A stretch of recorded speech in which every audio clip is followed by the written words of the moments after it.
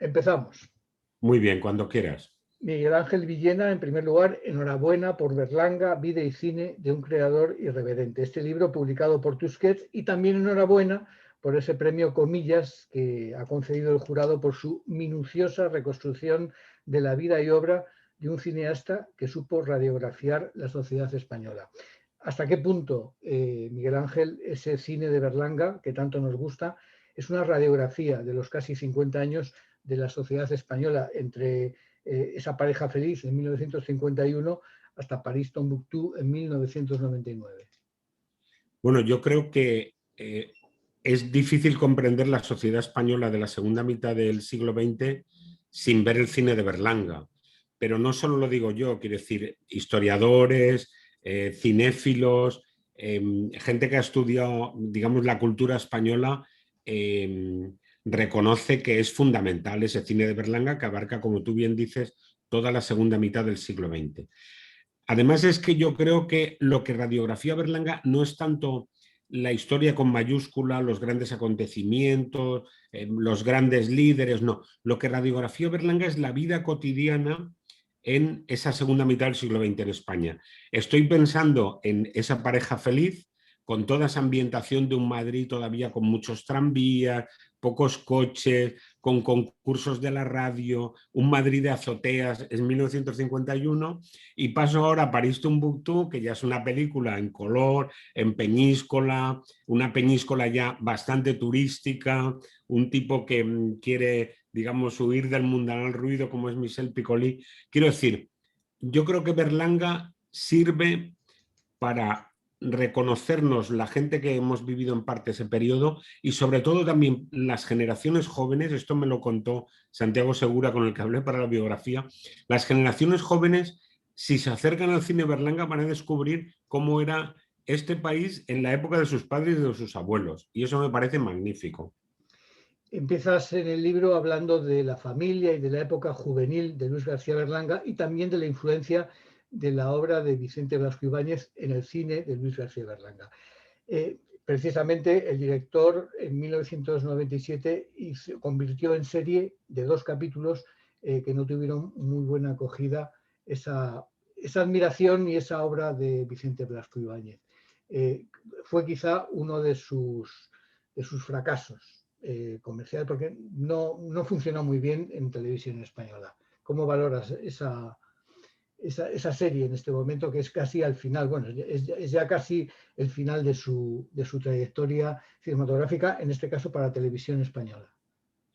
Sí, la verdad es que en los 2 años que he estado investigando y escribiendo la biografía, he descubierto que había efectivamente un hilo conductor entre Blasco Ibáñez y Berlanga, aunque Berlanga era un niño cuando murió Blasco Ibáñez. Blasco Ibáñez es una figura en Valencia muy controvertida, es decir, la gente o lo admira mucho o lo critica mucho. Es un personaje polémico, pero en cualquier caso es uno de los grandes escritores españoles de finales del XIX y principios del XX, y refleja mucho también esa España, digamos, cotidiana. A Berlanga siempre le fascinó mucho la figura de Blasco Ibáñez, tanto como escritor como su trayectoria personal, que sabes que era un tipo muy aventurero, en fin, un bon vivant, un tipo que se hizo rico en aquella época, fue un gran escritor de bestsellers en una época en la que prácticamente nadie escribía bestsellers. Y con respecto a la serie, efectivamente, Eduardo, yo creo que fue una serie un tanto fallida, la que hizo Televisión Española y Canal Nou, pero fallida entre otras cosas por problemas de producción. Berlanga no se encontró tampoco a gusto con el equipo, coincidió una época de cambios políticos en Televisión Española. En una palabra, digamos, nació un poco marcada por la mala suerte. Yo la he vuelto a ver para la biografía y me parece una aproximación muy buena a la figura de Blasco Ibáñez, una aproximación también muy irreverente, es decir, no mitifica a Blasco Ibáñez ni tampoco lo fustiga, sino que lo sitúa muy creo, en su justo término, y también por esa serie desfilan una serie de personajes claves de esa época, desde Alfonso XIII hasta Joaquín Sorolla, que era amigo de Blasco Ibáñez. Aparece esa España, digamos, republicana, anticlerical, y al mismo tiempo analiza la figura de Blasco Ibáñez también como un tipo, como un demagogo, lo que hoy diríamos un populista. Es decir, que yo creo que vista con los ojos de hoy, es una serie y una aproximación a Blasco Ibáñez bastante digna, aunque efectivamente no está entre lo mejor de Berlanga. ¿Y cómo podríamos definir el término berlanguiano, más allá de cómo lo define la academia? Que precisamente la academia ha aceptado el término berlanguiano, dice concretamente perteneciente o relativo a Luis García Berlanga, cineasta español, o a su obra, Estudios berlanguianos. Y en segundo, el adjetivo que tiene rasgos característicos de la obra de Luis García Berlanga, una situación berlanguiana. ¿Cómo podríamos definir más este? Bueno, la verdad es que la RAE No se ha no se ha mojado estrujado mucho, ¿no? mucho la cabeza para definir berlanguiano. Yo creo, me lo han preguntado en más de una ocasión y yo mismo me lo pregunté. Yo creo que berlanguiano se refiere a una situación grotesca y exagerada y que parece absurda, pero que en el fondo es real. Es decir, berlanguiano sería una caricatura de la realidad. Porque todos vemos situaciones que decimos, joder, parece una película de Berlanga, pero es que lo estamos diciendo de una situación real, ¿no? O vemos a un tío por la calle o a una tía y decimos, joder, fíjate, parece un personaje de Berlanga. Lo que estamos diciendo es que está exagerado en sus rasgos, esa cosa grotesca o esa cosa esperpéntica, pero que es real, como la vida mismo en realidad. Berlanga yo creo que era un gran caricaturista de la realidad, es decir, reflejaba la realidad pero exagerando los rasgos. Muy bien. Tú, no sé, ¿eres más del Verdugo, de Plácido o de Bienvenido Mr. Marshall? Para mí, estas tres son las mejores de su filmografía. Todo me puede interesar. Por ejemplo, recuerdo que Tamaño Natural, que también es muy interesante, la vi en París, fíjate, yo estaba en el año 74 en París, se llamaba, Fíjate. en francés es Grandeur Nature, y estaba la ciudad llena de esos carteles y me fui a verla al cine, esa película. En mi época pasé unas temporadas allí.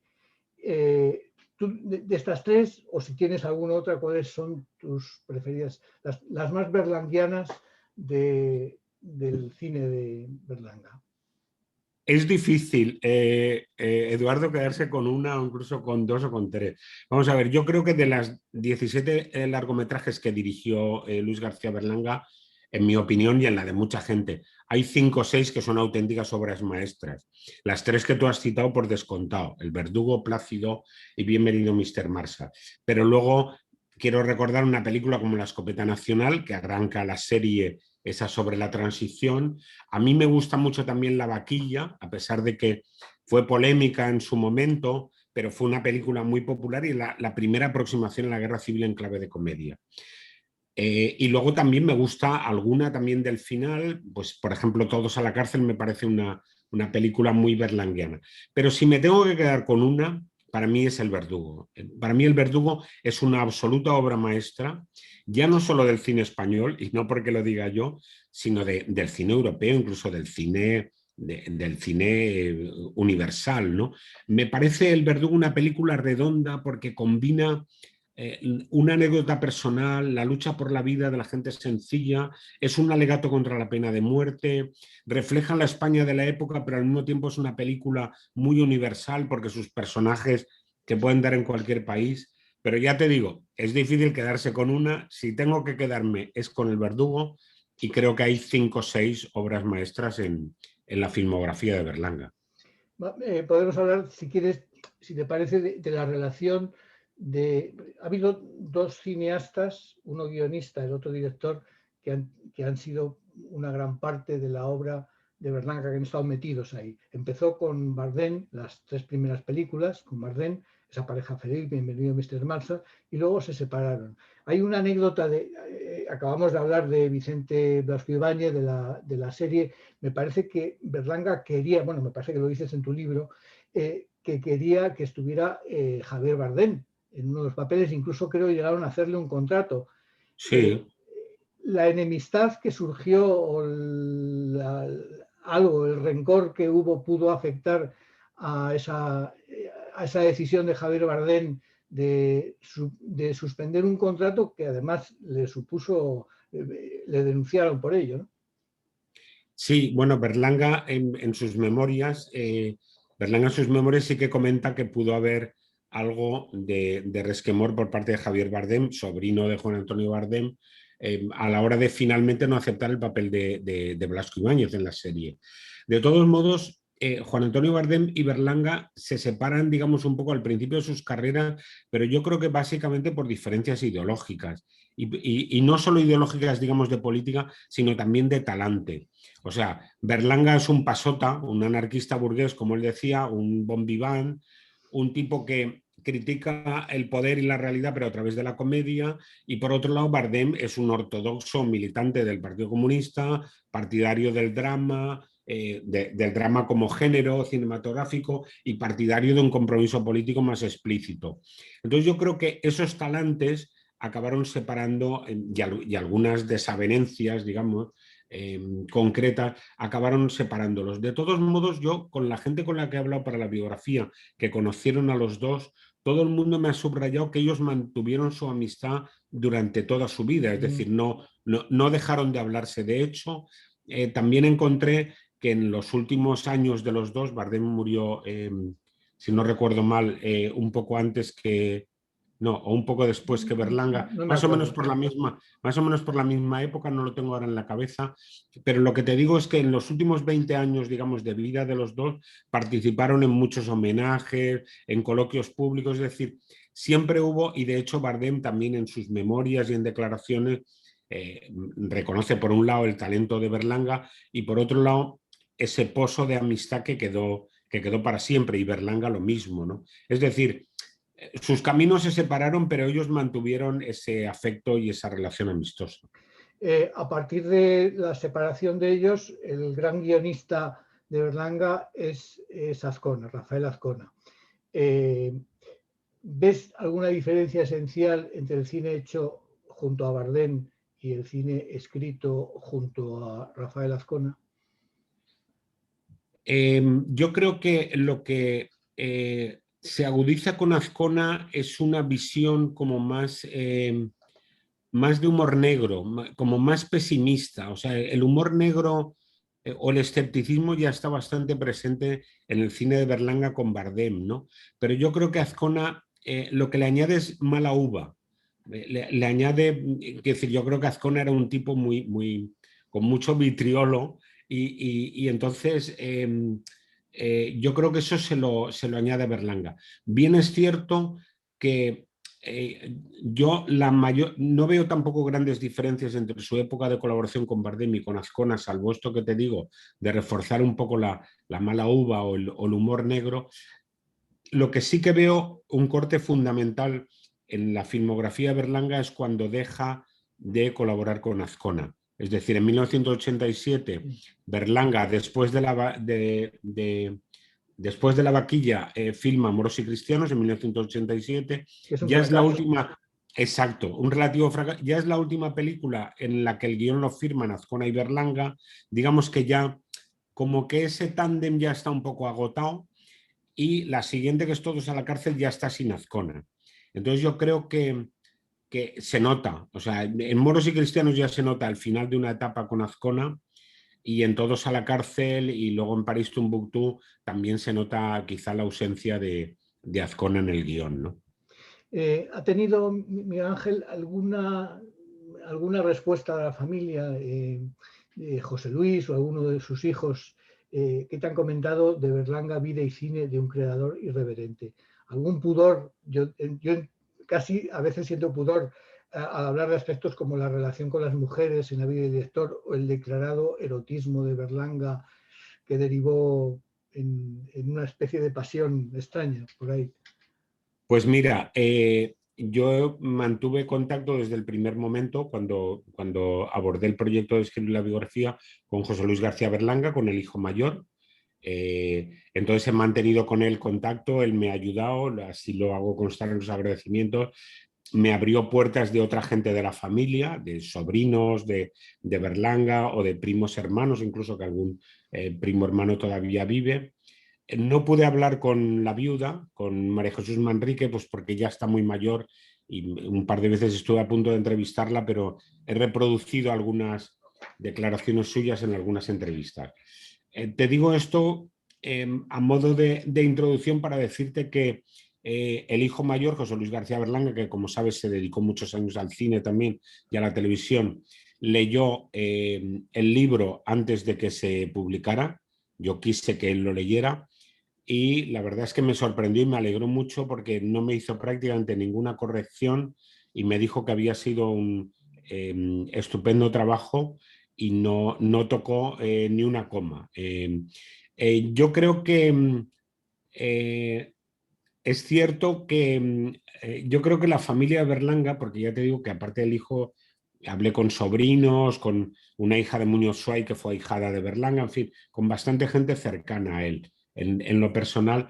Y yo creo que la gente ya se acostumbró al impudor de Berlanga. Las memorias de Berlanga son bastante alucinantes porque de los 2 libros de memorias que escribió, uno de ellos hace alusión con bastante detalle a novias que había tenido antes de su matrimonio o hace alusión a visitas a casas de putas, a Casas de prostíbulos, tolerancia. casas de tolerancia que se llamaban entonces, pero Eduardo sin ningún pudor, quiere decir, eh, además lo cuenta eso cuando publica ese libro de memoria, cuando esas novietas, como llama él, o esos rollos que él tuvo, esos ligues, todavía vivían. O sea, no solo vivía la mujer de Berlanga, sino que además estaba escribiendo de una serie de novias que tuvo con muy poco pudor, como buen valenciano, si se me permite la broma, muy descarnadamente, cuando esas mujeres todavía vivían, por supuesto, ¿no? Entonces, bueno, te decía esto porque yo creo que la familia, los hijos, los sobrinos y tal, ya se acostumbraron a ese impudor de Berlanga, que por otro lado era un tipo muy educado, exquisito, según comenta todo el mundo, Sí. ¿no? Era un gentleman, pero Manuel Vicent dice que decía de él que era valenciano, pero vestía como un inglés, ¿no? Como un caballero británico, ¿no? Entonces, pero efectivamente en su relación con el erotismo no, tenía una falta de pudor total. Sí, estoy pensando en el erotismo y en un problema relacionado con la COVID o con el COVID que te ha impedido acercarte a la Filmoteca Nacional, a la Filmoteca Española, para ver qué hay en esas 70 cajas que sacó la familia cuando vendió el chalet de Somosaguas. Llevaron 70 cajas que tenía él ahí, como que nadie sabía lo que había ahí realmente. ¿Qué puede haber ahí? ¿Y crees que en algún momento se hará público todo eso? ¿Alguien podrá, como tú, investigar en esos textos o documentos, lo que haya por ahí? Porque creo que no Pues es, tiraba, dices que no tiraba ni un solo papel. no. Era un. Espero que sí, que se pueda investigar y ahora te comento. Berlanga lo guardaba todo, según comentan, es decir, desde la factura de la tintorería hasta el resguardo del metro, ¿no? Quiero decir, entonces, era una persona que efectivamente guardaba mucho. Esas 70 cajas, la familia las depositó en Filmoteca Española a finales del 2019. Entonces, están bien conservadas, pero no han podido ser catalogadas ni clasificadas y el acceso tiene que ser con alguien de la familia. Entonces yo he visto el listado de lo que hay allí y tengo ganas cuando se pueda de verlo. No creo, Eduardo, que aparezca nada especialmente relevante. Por lo visto hay mucho documento de él, guiones no rodados, facturas, libros, revistas, pero un poco de todo, crónicas periodísticas de ciclismo, de fútbol, que era muy aficionado al ciclismo, al fútbol. Quiero decir, me ha sabido mal por la pandemia no haber podido, y porque no está clasificado todavía, porque es un trabajo enorme, me ha sabido mal no poder hacerlo a la hora de escribir la biografía, pero no creo que haya nada sustancial. En cualquier caso, yo, en el momento que se pueda y esté clasificado, quiero ir a verlo, pero no creo que aparezca nada revelador. Con esto vamos a terminar y a lo mejor te da para esas 70 cajas, te dan para por lo menos un apéndice largo o seguir investigando en la vida de Berlanga. Seguro que sí.